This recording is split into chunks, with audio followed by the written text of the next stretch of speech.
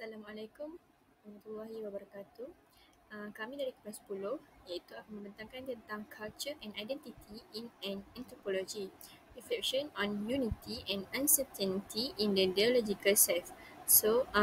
Jadi ini adalah senarai ahli kelas kami iaitu seramai 5 orang. Yang pertama, Nurin Jazlina binti Syamsul Bahari, nombor metrik 22005496.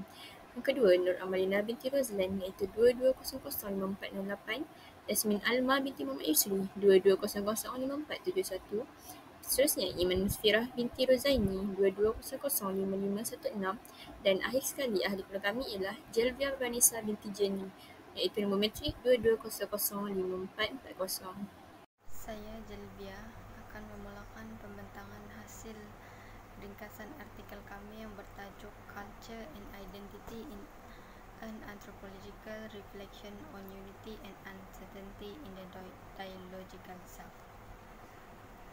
Bagi pengenalan pastian individu dapat dilakukan dengan menggunakan konsep dialog diri yang mana individu ini terdiri daripada berbilang budaya serta lebih bercirikan era globalisasi kontemporari. Konsep ini mempunyai beberapa kelebihan berbanding konsep identity tradisional. Konsep ini mampu melengkapkan konsep budaya dinamik yang telah muncul dalam beberapa dekad kebelakangan ini. Tanggapan tentang diri sedikit sebanyak mengatasi kesukaran dengan konsep identity dalam dialog interaksi antara konsep budaya yang berbeza dalam diri individu. Individu dui budaya tidak semestinya dihalang oleh ketidakpastian kerana diri mereka tidak semestinya memuncak kepada perpaduan. 25 tahun yang lalu, budaya adalah tanda dagangan budaya. Ahli antropologi yang dikaitkan dengan ritual eksotik yang biasa disebut sebagai masyarakat primitif. Topik yang pertama yaitu culture in the old day. Menurut Paul Rebor dan Paul Chacon pada tahun 1952 yang merupakan ahli antropologi Amerika Syarikat telah menemukan 164 takrifan apa yang dimaksudkan dengan budaya oleh ahli antropologi pada abad ke-20. Ahli antropologi barat berkata budaya hampir lenyap, namun Amerika Syarikat masih mengekalkan nilai budaya sebagai konsep penting. Menurut Frank Boas pula, yang merupakan pengasas antropologi empirical di Amerika Syarikat, beliau menolak evolusionisme sosial Taylor dengan menekankan keistimewaan setiap budaya akibat daripada tindak balas kumpulan terhadap keadaan persekitaran yang berbeza dan sejarah khusus pembangunan mereka. Rainbows juga menganggap budaya adalah produk bersejarah dan kuasa sosial, bukan organisme biologi. Seterusnya, menurut Edward Taylor pula, budaya adalah keseluruhan kompleks yang merangkumi pengetahuan, kepercayaan, seni, moral, undang-undang, adat, dan segala keupayaan serta tabiat lain yang diperoleh oleh manusia sebagai ahli masyarakat. Manakala Bronislaw Malinowski yang merupakan pekerja lapangan dan etnografi profesional pertama antropologi modern di barat berhujah bahwa orang Afrika, Asia Selatan, dan Pasifik mempunyai cara hidup yang berbeza, yaitu rasional dan sah. Mereka jauh daripada sifat biadab dan tidak logik, oleh itu mereka patut dihargai. Saya akan teruskan dengan identiti. Budaya dan personality ialah objek kajian dalam antropologi Amerika. Gerakan ini bangkit disebabkan oleh pertemuan antara antropologi dan psikoanalisis. Budaya dan personality merupakan pengaruh bersama. Personality dianggap sebagai hasil daripada internalisasi budaya. Budaya dianggap sebagai unjuran personality. Erik Erikson mengatakan bahawa identiti merujuk kepada rasa diri yang koheren atau perasaan di pihak individu yang sama dengan cara dia dilihat dan dikenalpasti oleh orang lain. Identiti juga merujuk kepada personality yang disesuaikan dengan baik yang muncul daripada yang sama atau identiti pengenalan diri oleh diri sendiri dan orang lain. Seterusnya, identiti juga merupakan imej diri yang berakar sejarah dan budaya bagi sekumpulan orang yang kebanyakannya dilakar dan dipertajam dalam hubungan berbanding kumpulan orang lain. Identiti individu mencerminkan identiti kumpulan budaya mereka. Orang ramai dianggap berkongsi identiti yang sama kerana mereka juga berkongsi sejarah yang sama. Hubungan antara budaya dan personaliti atau budaya identiti pada kedua-dua peringkat analisis sosial dan individu. Konsep-konsep ini berkongsi andaian yang sama tentang kesamaan dan kestabilan. Seterusnya saya akan teruskan dengan culture in the present day. Eric Wolf telah mengkritik terhadap budaya dan kedudukan konsep dalam antropologi terdahulu. Dia mengatakan bahawa budaya memerlukan maksud yang baharu. Ini kerana migrasi bukan sahaja untuk ekonomi tapi juga untuk perbezaan budaya iaitu kemasukan budaya baharu. Contohnya di Asia Pasifik, lebih 40% daripada berjuta-juta manusia bermigrasi. Lebih-lebih lagi, sebagai contohnya di Filipina iaitu 10% penduduk telah bekerja di luar negara di sekitar 130 negara yang berbeza. Kiriman wang menyumbang kira-kira 21% daripada negara kasar. Oleh itu, kita perlu mengetahui bahawa Pasifik ini terbahagi kepada 3 kawasan yang berbeza. Yang pertama ialah Polinesia, iaitu penghijrahan antarabangsa ke negara-negara metropolitan Pasifik dan lingkaran Pasifik, terutamanya Australia, New Zealand dan Amerika Syarikat. Manakala yang kedua ialah Melanesia, iaitu migrasi dalaman, terutamanya dari luar bandar ke kawasan bandar. Dan yang ketiga, Mikronesia, iaitu menggunakan kedua-dua corak Polinesia dan juga Melanesia. Guam adalah sebahagian daripada Mikronesia. Migrasi berlaku disebabkan oleh kemajuan teknologi dalam pengangkutan dan komunikasi bagi memudahkan pergerakan. Contohnya, wanita Filipina yang berpendidikan sanggup menerima pekerjaan sebagai domestik hamba kerana bagi dia ia melibatkan pengorbanan status sosial untuk mendapatkan pendapatan yang tinggi bagi menyara keluarga untuk mengekalkan identitinya.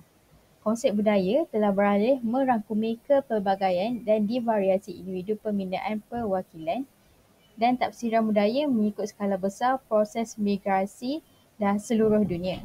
Hubungan dinamik antara individu dan masyarakat dengan kata lain menjadi ciri konsep antropologi budaya dalam sejarah terkini. Seterusnya adalah multiple identification. Okey, yang pertama ialah budaya. Budaya bukan hanya diterangkan dalam konteks kontemporari sahaja tetapi dalam analisis identiti juga turut dijelaskan. Manakala bagi identiti pula, ianya telah disusun semula di seluruh dunia dan analisis identiti adalah dalam bentuk dimensi yang berbeza iaitu aspek sosial dan budaya. Manakala bagi konsep identiti baru pula, merujuk kepada perbezaan dan kesamaan diri dengan yang lain, baik daripada konotasi, psikologi dan sosiologi. Manakala seterusnya adalah pandangan identiti multidimensi yang mana terdapat wujudnya masalah kegembiraan akibat keutamaan perbezaan daripada kesamaan dan ini menjadikannya yang logik dan mustahil untuk diberi perspektif positif mengenai identiti yang sebenar. Ditambah pula dengan keadaan asas identiti yang dihasilkan oleh diri sendiri tetapi ianya dilihat tidak dapat dielakkan semasa keadaan pasca moden ini yang mana ia turut menolak kemungkinan untuk menentukan keadaan pengetahuan dan perwakilan kontemporari secara positif. Ianya juga turut dirujuk sebagai subjek diri oleh Lyotard itu pada tahun 1984. Penolakan pasca moden ini menyebabkan asas pengetahuan mutlak dan perwakilan oleh Lyotard pada gilirannya telah terjalin dengan kuat iaitu pada tahun 1966. Manakala Foucault pula kritikan terhadap subjek berdaulat begitu pada ciri zaman moden. Seterusnya adalah self. Self menurut Marshall Mauss iaitu pada tahun 1938 beliau telah memperkenalkan konsep diri iaitu moi tetapi dalam bahasa Perancis iaitu tradisi etnologi di mana dia cenderung lebih suka menggunakan konsep orang. Manakala bagi Bray Morris pula pada tahun 1994 orang itu pula harus dibezakan dari segi diri sendiri yang mana ianya dipahami sebagai ejen sedar diri yang dibentuk secara sosial dan juga secara psikologi. Manakala bagi Spiro iaitu 1993 pula ianya didefinisikan sebagai perwakilan mental yang mana seseorang itu atau orangnya sendiri sebagai perwakilan diri sementara konsep yang lain pula merujuk kepada perwakilan mental orang lain. Bagi Hall iaitu pada tahun 1996 Dalam pemikiran pasca moden pula, diri tidak pernah bersatu. Tetapi semakin tidak bersatu, walaupun tidak pernah tunggal, tetapi ianya selalu dibentuk perilaku yang berlipat ganda dalam pelbagai bidang masyarakat. Kemudian bagi Murray iaitu pada tahun 1993, diri adalah kini difahami sebagai pluralis iaitu terpecah-pecah, muncul, dialog, hubungan tidak konsisten dan ditentukan secara budaya iaitu baik dalam masyarakat barat dan bukan barat. Bagi Schroeder dan Born iaitu pada tahun 1984 pula, hubungan antara diri dan yang lain juga merupakan fungsi budaya yang dapat dilihat dengan jelas. Seterusnya, The Dialogical Self. Leon Festinger pada tahun 1957 berkata konsep asas diri dalam teori ini adalah membawa orang cuba untuk mengekalkan rasa diri yang konsisten dan stabil. Holland, Quinn dan Drake dan Strauss dan juga Shore berkatakan konsep ini menunjukkan bahawa orang tidak mempunyai pilihan selain untuk menampung pengenalan budaya yang berbeza dalam diri yang agak stabil. Pendekatan teori ini tidak mencukupi untuk menjelaskan dilema yang dihadapi oleh warga negara multicultural dalam keadaan global, tetapi anggapan bahawa rasa konsonan atau konsistensi sangat penting bagi setiap individu tetap tertanam walaupun dalam usaha untuk membuang konsep diri yang stabil dan koheren. Catherine Ewing pada tahun 1990 berkata dalam karyanya The Illusion of Wholeness, seseorang individu umumnya tidak menyedari perubahan dalam diri mereka yang oleh itu tidak menggagalkan pengalaman individu keseluruhan dan kesinambungan. Perspektif Ewing ini menunjukkan bahawa pengalaman kesinambungan peribadi dan keutuhan diri adalah ilusi. Seterusnya adalah The Illusion of Unity, Dialog dan Kesefahaman. Hermans tahun 2006 meminjam metafora unitas multiplex dari ahli psikologi dan ahli falsafah bernama German William Stern untuk mewakili rasa integrasi diri dialogis yang beliau anggap perlu untuk mengekalkan kepribadian yang seimbang, yang berbeza dengan gangguan identiti disosiatif ataupun Dissociative Identity Disorders, DID. Ciri utama gangguan identiti disosiatif adalah gangguan dialog yang mengakibatkan pemilihan kedudukan dalaman dan luaran yang tidak seimbang dianggap kepribadian yang seimbang. Beliau juga menambah bahawa kesatuan yang diklaim pada momen reflektif metaposisi adalah ilusi yang secara paradoks adalah istilah yang sama seperti yang digunakan oleh Catherine Ewing tadi yang mengambil pendirian yang agak berbeza dalam teori. Konsep perpaduan bersamaan dengan alat ideologi yang berasal dari zaman kemodenan di mana individu yang tidak dapat dipisahkan menjadi teras masyarakat. Globalisasi telah mengubah inti masyarakat moden menjadi zon hubungan atau lebih tepatnya masyarakat jaringan yang menyeratkan bahawa banyak orang tidak hanya berurusan dengan tuntutan budaya mereka sendiri tetapi juga dengan cabaran masyarakat global. Akibatnya, ramai orang, khususnya remaja, kini mengembangkan identiti pelbagai budaya. Sebahagian daripada identiti mereka berakar pada budaya di mana mereka dilahirkan dan dibesarkan, tetapi bahagian lain dipengaruhi dan berorientasikan kepada keadaan yang lebih global. Identiti budaya kebanyakannya tidak lagi jelas dan banyak kekeliruan telah muncul di kalangan orang muda yang membesar dalam situasi pelbagai budaya. Budaya tempatan berubah di bawah kesan globalisasi, sementara keadaan global sering berbeza secara radikal untuk pendatang baru, yang sering menyebabkan orang muda merasa asing dari tempat asal mereka dan tempat baru mereka. Naomi Quinn pada tahun 2006 mengkaji semula kes etnografi yang dibentangkan oleh Catherine Ewing yang meneliti dilema budaya yang dihadapi oleh seorang wanita Pakistan yang telah berpindah dari tempat kediaman asalnya. Akibatnya dia mengalami konflik dalaman kerana pilihan suami yang tidak disukainya. Di samping itu, dia juga adalah anak perempuan yang taat. Dia pernah berkata, saya berharap dengan mengorbankan perasaan saya, ibu bapa saya dapat bahagia. Namun dia juga adalah seorang ahli politik yang bijak yang akan melakukan apa yang dia boleh untuk mendapatkan jalan. Dia juga berkata, saya akan cuba meyakinkan mereka tetapi akan cuba untuk tidak menekan mereka. Kemudian wanita Pakistan ini berbalik kepada pendirian dirinya sebagai seorang anak yang taat. Ewing berkata wanita Pakistan ini tidak menyedari bahawa konsep tentang dirinya berubah dan juga tidak konsisten.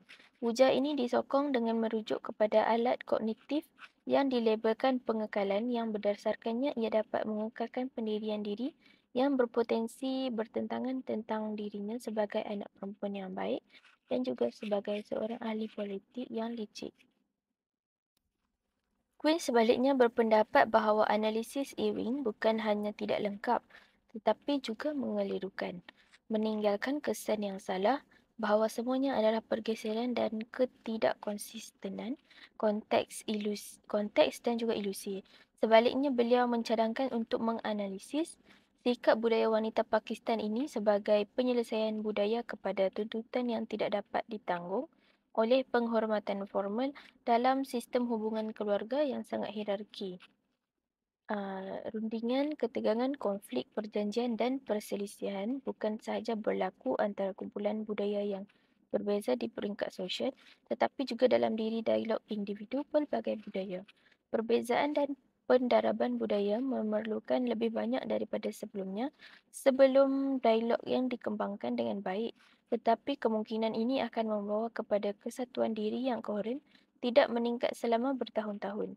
Perbezaan budaya, kontras dan penentangan yang kuat menunjukkan lebih daripada sebelumnya bahawa perpaduan bukan lagi istilah yang sesuai untuk mencirikan diri individu pelbagai budaya yang terlibat dalam dialog antara kedudukan budaya yang berbeza. Dialog dan uncertainty.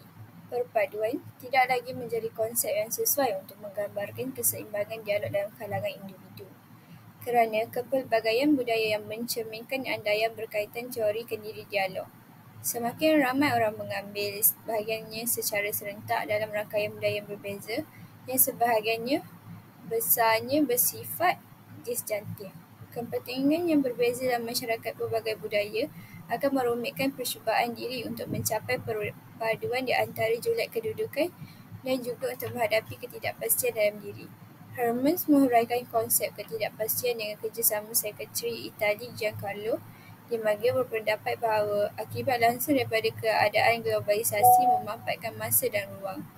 Kebangkitan ideologi neoliberal di seluruh dunia yang telah menghilangkan pekerjaan dan pendapatan. Di negara membangun memperkenalkan pelbagai syarat tambahan untuk menderma dana pembangunan. Hermans dan Di Maggio menyatakan pandangan mereka tentang pengalaman ketidakpastian terdiri pada 4 aspek. Yang pertama, kerumitan budaya. Kedua, keraguan berikutan peningkatan dinamik politik kontemporari. Yang ketiga, pengetahuan defisit merujuk kepada kematian daripada risik besar kemorenan. Tidak dapat meramalkan bahawa masa depan secara amnya tidak jelas. Visi, kepelbagaian suara dalam dunia global membuat penetapan makna tidak mungkin berhasil. Akibatnya, suara universal untuk menyelesaikan pencanggahan dan maklumat yang bercanggah telah dihapuskan yang menyebabkan masa depan tidak dapat diramalkan. Pemerhatian terhadap pengalaman tidak semestinya merupakan pengalaman negatif. Ketidakpastian boleh dilihat sebagai perpisahan yang pasti dengan dogma dan ideologi institusi yang menghadkan dan membatasi diri pada zaman dahulu. Dialog adalah penting untuk mengekalkan keseimbangan antara lanskap budaya yang berbeza dalam kehidupan dan minda mereka. Seterusnya, kesimpulan. Dunia telah berubah dengan lebih pantas daripada sebelumnya kerana pertukaran modal dan komunikasi yang semakin meningkat di seluruh dunia. Budaya bercampur dan berubah dengan adab yang belum pernah terjadi sebelumnya, yang mempunyai implikasi yang luar biasa bagi identiti dan diri individu yang bergerak di pelbagai lanskap budaya berbeza. Antropologi dan psikologi menawarkan pandangan yang sangat berguna untuk analisis pertukaran budaya yang berlaku di peringkat sosial, masyarakat dan dalam fikiran individu sendiri. Antropologi mengembangkan konsep budaya yang lebih dinamik berbanding konsep budaya lama penting dan terikat yang muncul pada abad ke-19. Dalam antropologi, konsep identiti masih dominan tetapi kekurangan istilah untuk analisis keadaan yang sangat dinamik dan dipertandingkan di mana individu pada masa kini mencari diri mereka sendiri. Perbahasan psikologi mengenai diri dialog mungkin memanfaatkan etnografi multikulturalisme. Andaian utama antropologi kontemporari adalah mengenai peningkatan ketidakpastian di era global dan hubungan dengan tangkapan kesatuan. Banyak orang tinggal dan bekerja dalam keadaan pelbagai budaya tidak lagi dapat berkongsi ilusi bahawa perpaduan baru antara dimensi budaya yang berbeza dalam kehidupan mereka dapat dicapai. Mereka harus menerima kehidupan mereka supaya perjuangan tidak akan terhenti untuk mendamaikan sesuatu yang tidak dapat didamaikan. Tetapi, kemudian ada yang berpendapat bahawa cabaran hidup yang paling mendasar selalu menjadi sening keseimbangan.